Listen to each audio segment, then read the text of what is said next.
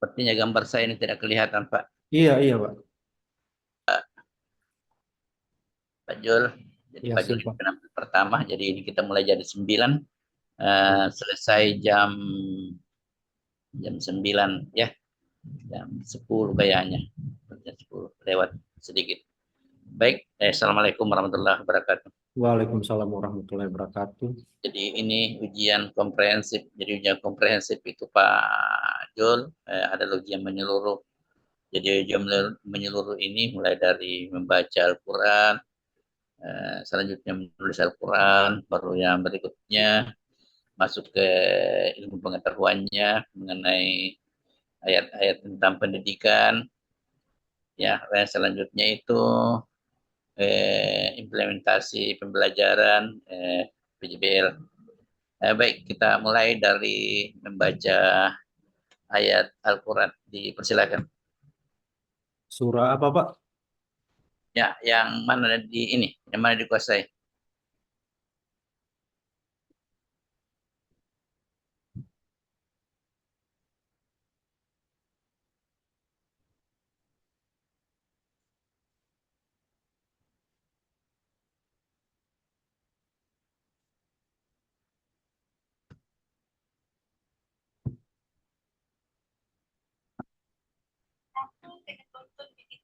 Mulai, Pak, ya. Ya, Auzubillahi minasyaitonirrajim. Bismillahirrahmanirrahim. Ijat sama fatorat wa idzal kawakibun tatarat wa idzal biharu fujirat wa idzal quburu bu'thirat aliman nafsum ma qaddamat wa akhirat ya ayyuhal insanu ma gurruka bi rabbil karim alladzi khalaqaka fasawwaka fa adalak fi ayyi suratin ma syaa rakkabak kalla bal tukadzibuna bil biddin wa inna alaikum lahafizin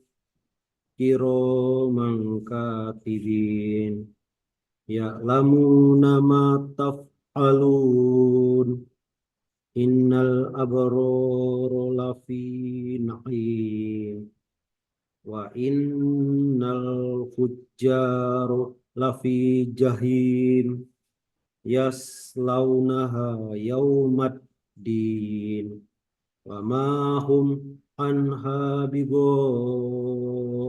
ibin wa ma adraka ma yaumud din thumma ma adraka ma yaumud din yauma la tamliku nafsun li nafsin syai'a wal amru yauma idzin lillah. Sadaqallahul azim. ya. Oke, cukup bagus. Silakan ditulis. Terus ayatnya, Pak.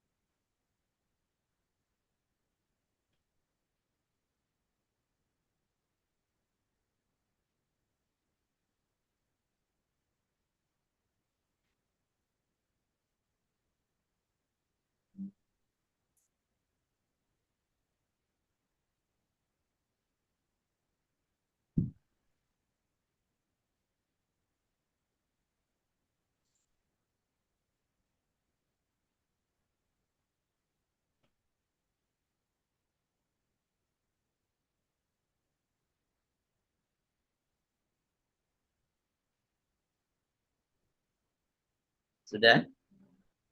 Tidak boleh ya saya buka, Pak? Tidak kelihatan. Alah, lagi jaringan ini.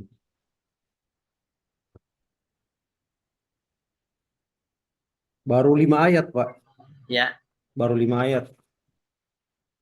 boleh, boleh. Oke. Tunggu, Pak. Saya ini lagi. Ya, ada goyang itu anunya, Iya, goyang kameranya. Pengaruh jaringan mungkin. kayak jaringannya, Pak. Oh, iya, oke. Langsung masuk di ini, Pak Jul. Ya, siap. Baik, Pak. Ya, langsung masuk di dasar dasar pendidikan. Jadi dasar pendidikan Islam itu di surah Al-Alaq ayat 1 sampai 5. Bisa dijelaskan itu?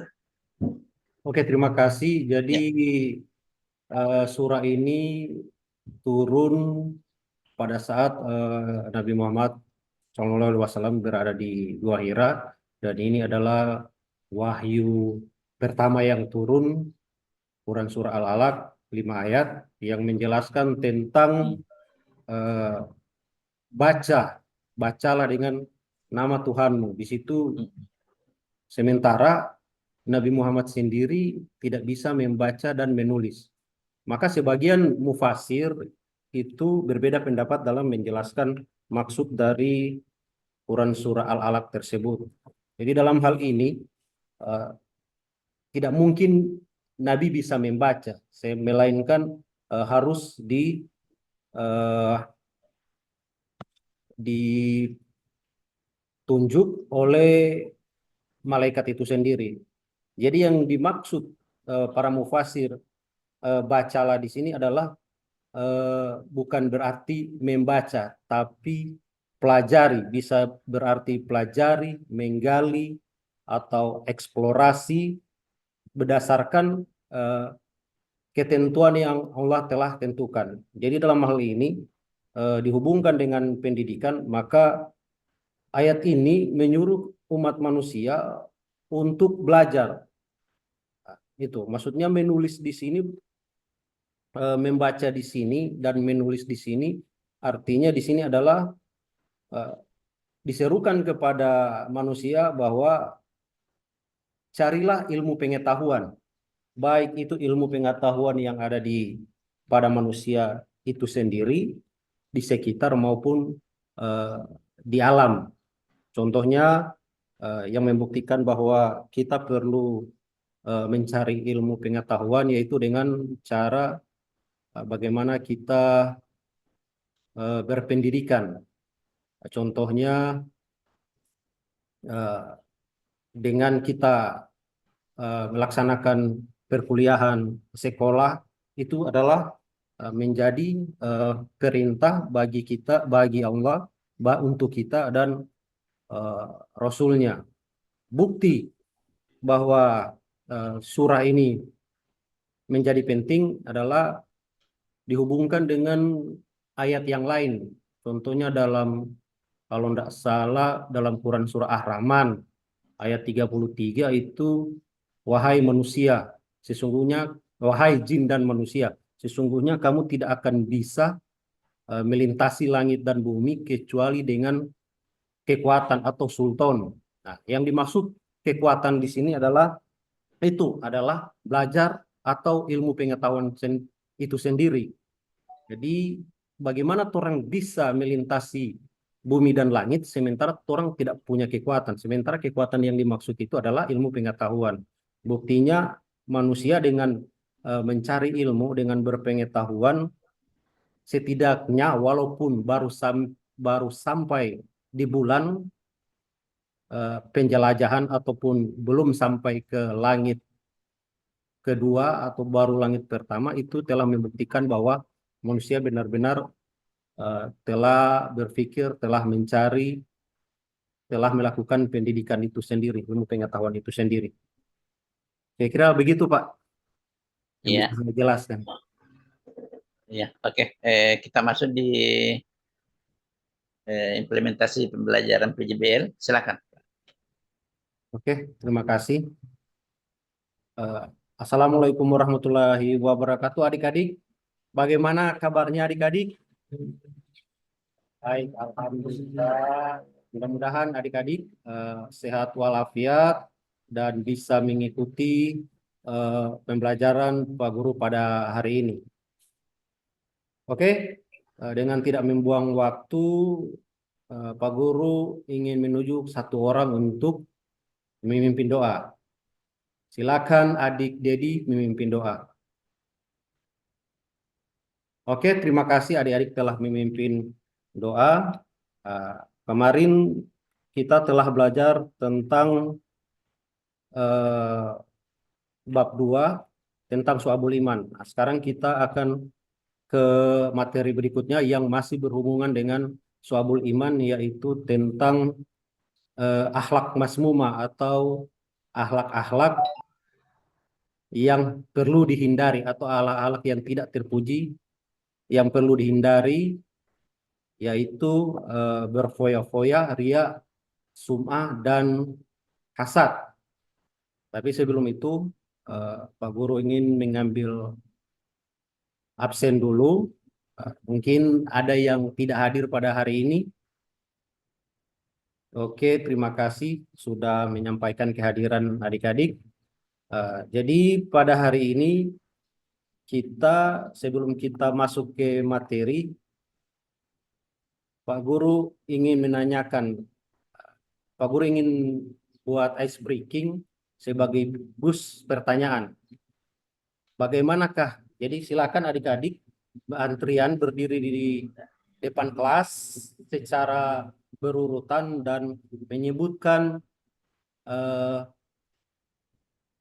satu jawaban yang akan Pak Guru berikan. Contohnya seperti bagaimanakah jika seseorang itu terlalu sombong?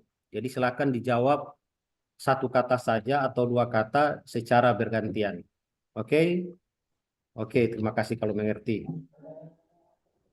Terus selanjutnya, sebelum Pak Guru ke materi, silakan adik-adik, tujuan pembelajarannya yaitu untuk hari ini yaitu bagaimana mengimplementasikan, bukan mengimplementasikan, tapi bagaimana Anda membuat karya dalam bentuk konten. Jadi konten ini bisa video, bisa poster, bisa gambar yang dihasilkan yang bersangkut paut dengan materi tersebut. Jadi itu. Jadi silakan adik buat proyeknya, nanti akan Pak Guru nilai. Tapi sebelum itu kita ke materi dulu yang akan Pak Guru tayangkan supaya adik-adik lebih mengerti maksud dari materi tersebut.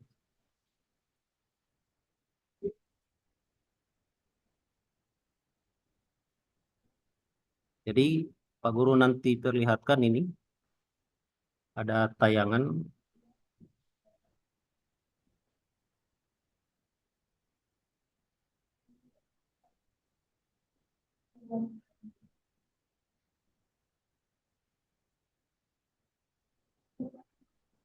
Dalam kehidupan kita, akhlak mulia itu seperti benang yang menyatukan tindakan, pikiran, dan interaksi kita dengan dunia. Akhlak mulia adalah inti dari diri kita, membentuk takdir kita, dan memengaruhi orang-orang di sekitar kita. Agama Islam sangat menekankan pentingnya membangun akhlak mulia, karena kebahagiaan sejati bukan hanya dari ibadah lahiriah, tetapi juga dari perubahan batin. Perjalanan menuju kebaikan ini melibatkan menganut sifat-sifat baik dan menghindari sifat-sifat buruk yang dikenal sebagai akhlak mazmumah. Sifat buruk seperti boros, pamer, sombong, dan iri hati menjadi penghalang dalam pertumbuhan spiritual kita, menjauhkan kita dari jalan yang lurus. Seperti sehelai benang yang lepas dapat merusak kain yang indah, sifat-sifat buruk dapat merusak kehidupan dan hubungan kita. Boros, kebiasaan belanja dan berfoya-foya secara berlebihan, seringkali muncul karena salah dalam menentukan prioritas, di mana harta benda lebih diutamakan daripada pertumbuhan spiritual. Keinginan yang tak pernah puas ini dapat menyebabkan kehancuran finansial, hubungan yang tegang, dan hati yang terlena oleh keinginan duniawi. Pamer atau riya muncul dari kebutuhan untuk mendapatkan pengakuan dari orang lain, mencari pujian atas tindakan ibadah yang seharusnya hanya untuk Allah. Sifat buruk ini tidak hanya membuat amal baik kita sia-sia di mata Allah, tetapi juga menumbuhkan rasa munafik dalam diri kita. Oke, itu tadi adalah Bayangkan sebuah gedung pesta yang mewah, penuh dengan makanan lezat dan dekorasi yang berlebihan. Para tamu makan dengan berlebih, piring mereka penuh dengan makanan, yang sebagian besar akan terbuang. Ini menggambarkan bahaya boros, di mana sumber daya disia-siakan, dan rasa syukur atas nikmat Allah digantikan oleh rasa berhak. Perilaku seperti itu tidak hanya mencerminkan kurangnya kendali diri, tetapi juga berkontribusi pada ketidakseimbangan sosial, di mana kesenjangan antara si kaya dan si miskin semakin lebar, menimbulkan kebencian dan perselisihan. Demikian pula, mengejar pujian dan pengakuan melalui pamer dapat membawa kita ke jalan yang berbahaya. Ketika tindakan kita didorong oleh keinginan untuk mendapatkan pujian daripada pengabdian yang tulus, hati kita menjadi keras, dan kita kehilangan tujuan sejati dari perbuatan kita. Rasa haus akan pengakuan dari luar ini tidak akan pernah terpuaskan, karena berasal dari rasa tidak aman dan kurangnya harga diri. Kita menjadi budak pendapat orang lain, terus-menerus mencari persetujuan dan pengakuan, yang pada akhirnya membuat kita merasa hampa dan tidak puas. Sombong, yaitu merasa lebih unggul dari orang lain, adalah sifat berbahaya yang menimbulkan penghinaan, perpecahan, dan permusuhan. Ketika kita sombong, kita menutup diri dari pembelajaran, pertumbuhan, dan hubungan yang bermakna dengan orang lain. Kita menjadi buta terhadap kekurangan kita sendiri, tidak dapat menerima kritik atau mengakui kontribusi orang di sekitar kita. Isolasi yang kita buat sendiri ini menghalangi kita untuk mengalami hubungan antar manusia sepenuhnya dan menghambat kemajuan spiritual kita. Iri hati, emosi negatif yang muncul karena keberuntungan orang lain, menggerogoti hati kita, menumbuhkan rasa tidak mampu, kepahitan, dan ketidakpuasan. Ketika kita membiarkan iri hati berakar dalam diri kita gagal menghargai nikmat yang kita miliki dan menjadi terobsesi dengan apa yang tidak kita miliki. Kerinduan yang tak terpuaskan ini dapat menyebabkan kita menjadi negatif, putus asa, dan merasa tak punya harapan. Iri hati menghalangi kita untuk merayakan keberhasilan orang lain dan meracuni hubungan kita dengan kecurigaan dan kebencian. Untuk melepaskan diri dari sifat-sifat buruk ini, kita harus memulai perjalanan introspeksi diri dan menumbuhkan sifat-sifat baik yang menyenangkan Allah dan bermanfaat bagi diri kita sendiri dan orang lain. Seperti seorang tukang kebun yang rajin merawat kebunnya, mencabut rumput liar dan memelihara tanaman yang subur, kita harus merawat batin kita dengan mencabut sifat buruk dan menanam benih-benih kebajikan. Kita dapat melawan sifat boros dengan mensyukuri apa yang kita miliki, mengutamakan kebutuhan daripada keinginan, dan memperhatikan kebiasaan belanja kita.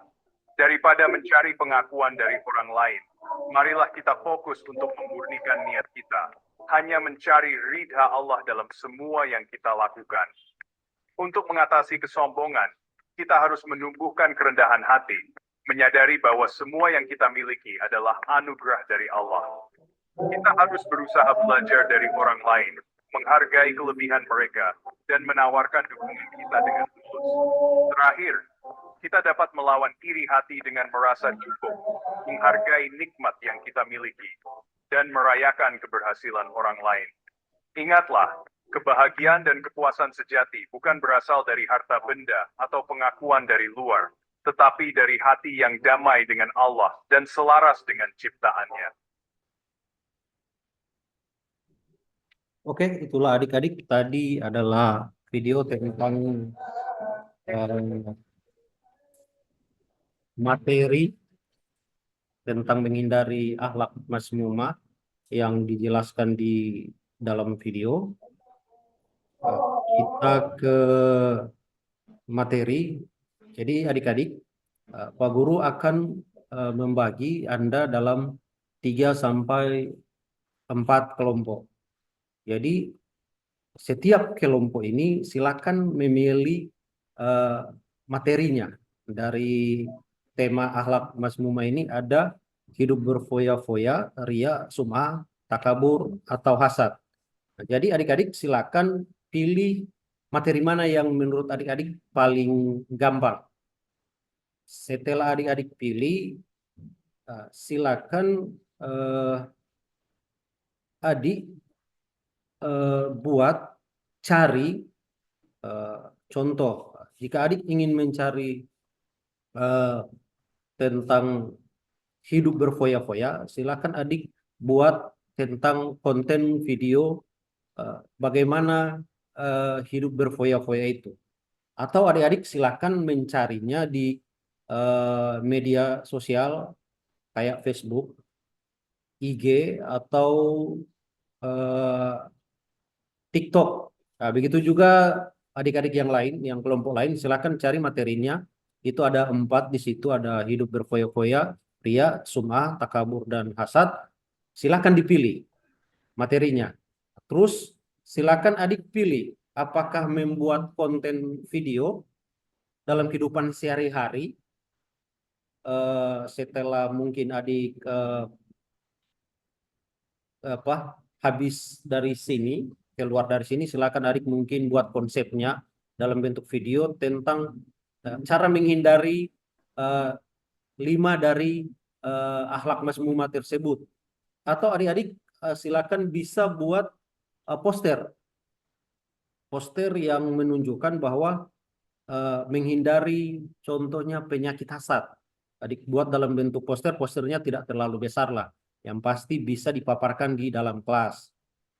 Atau cerpen, cerita pendek tentang akhlak-akhlak mazmumah tersebut, tentang bagaimana itu ria, bagaimana itu hidup berfoya-foya, bagaimana itu sum'ah, bagaimana itu takabur atau sombong, dan bagaimana itu hasad atau iri hati.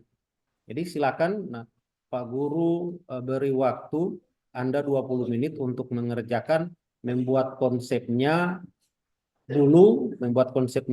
Setelah itu silakan adik-adik menganalisis dan meremuk.